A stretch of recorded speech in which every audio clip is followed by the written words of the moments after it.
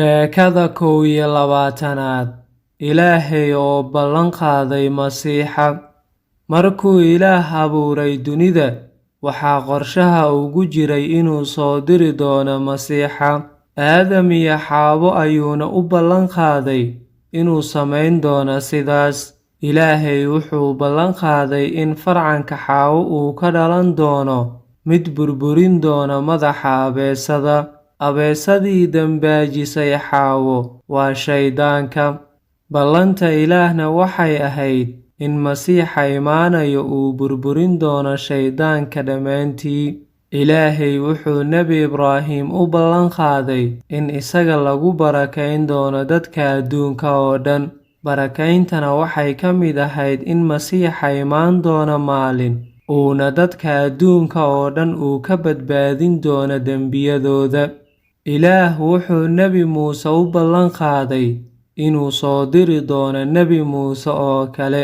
Nebigaasna wuxuu ahaa Masiixa. Tanina waxay ahayd ballanqaad kale uu Ilaahay ballan qaaday inuu soo diri doono Masiixa.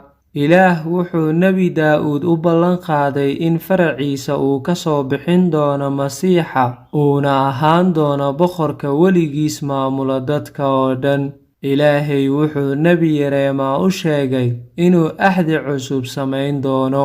Axdiga cusubna ma noqon doono sida axdigii hore ee Ilaahay uu la galay reer Israa'iil. Markuu axdiga cusub la galo dadkiisa, wuxuu ka dhigi doonaa inay isaga bartaan si shakhsi ah. Qof welibana wuu jeclaan doonaa, wuuna aqbali doonaa sharciyadiisa. Ilaah dadka qalbiyadooda ayuu ku qori doonaa, halka uu Muuse dhagax kaga qoray sharciyada. Dadkuna waxay noqon doonaan dadkiisa, isaguna wuu cafi doonaa dembiyadooda.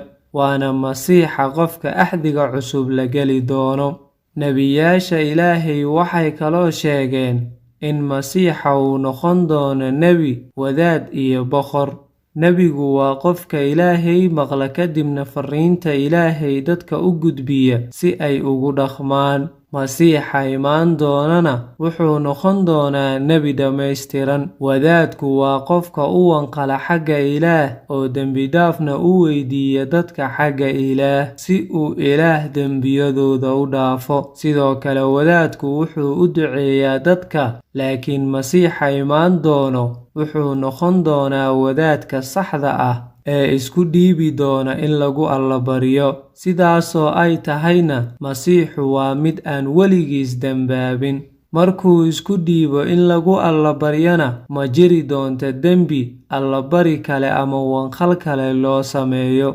Boqorku waa qof hogaamiya boqortooyo oo dadkana maamula. Mararka qaarna qaladaad ayay sameeyaan boqorradu. Boqor Daa'uud ama Nebi Daa'uud wuxuu boqor u ahaa Israa'iil oo keliya, laakiin Masiixa oo ah farcanka Daa'uud wuxuu maamuli doonaa adduunka oo dhan weligii, wuxuuna dadka ku maamuli doonaa si cadaalad ah.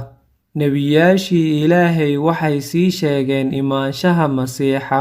Malakaay wuxuu sii sheegay in nebi uu ka soo horrayn doono Masiixa. Sidoo kale Nebi Ishaaya wuxuu sii sheegay in Masiixa uu ka dhalan doono gabar bikra ah.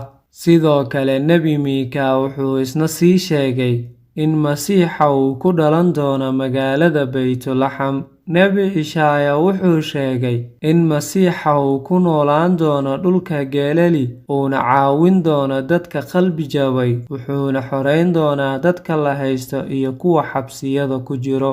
Nebi Ishaaya sidoo kale wuxuu sheegay in Masiixa uu daaweyn doono dadka jiran, dadka aan waxba maqlin, dadka aan wax arkin, dadka aan hadli karin iyo dadka aan soco karin. Nebi Ishaaya wuxuu sidoo kale sheegay in Masiixa la nici doono lana diidi doono sabab la'aan. Nebiyada kale waxay sii sheegeen mid ka mid ah saaxiibada Masiixa inuu ka soo horjeesan doono. Nebi Sakariya wuxuu sii sheegay saaxiibkan gacan geli doona Masiixa inuu ku qaadan doono 30 qaybood oo silfar ah. Sidoo kale nebiyaal ayaa sii sheegay in Masiixa uu dhiman doono. Ishaaya wuxuu sii sheegay in Masiixa la candhuufiyeyn doono, laguna jeesjeesi doono oo la garaaci doono, xitaa isagoon waxba samayn. Nebiyaasha waxay sii sheegeen in Masiixa uu noqon doono mid xaq ah oo aan dembi lahayn, wuxuuna u dhiman doonaa dembiyada dadka kale. Markuu dhintana, waxay keenaysaa nabad u dhaxaysa Ilaahay iyo dadkiisa. Tanina waa qorshaha Ilaahay oo ah inuu Masiixa dhinto. Sidoo kale nebiyaasha waxay sii sheegeen in Ilaahay ka sara kicin doono dhimashada.